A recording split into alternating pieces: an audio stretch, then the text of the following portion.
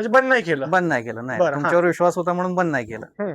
त्यानंतर असं झालं की हळूहळू का होईना रिझल्ट दाखवायला लागले. बरं, पण जे तुमची हो. ही सायकल होती ती पूर्ण तुमची सुरळीत झाली हो, गायची. सुरळीत झाली. बरोबर आहे का नाही? खायला हा, चांगले झाले, हा, व्यायली व्यवस्थित, हा, वासरूला पण काय अडचण झाली नाही, तुम्ही बघू शकताय. हा, एकदम छान हो, हो. प्रकारे झालं. बरोबर आहे हो, का हो. नाही?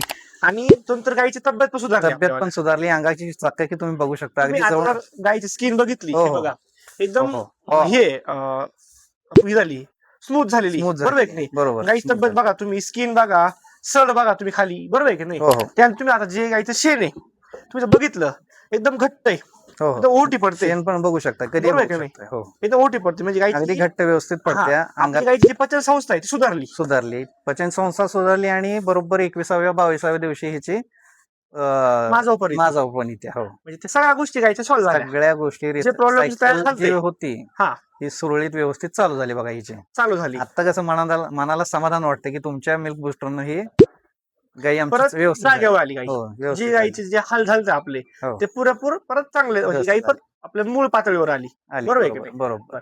पूर्ण व्हिडिओ पाहण्यासाठी आमच्या यूट्यूब चॅनलला सबस्क्राईब करा आणि इंस्टाग्रामला फॉलो करा.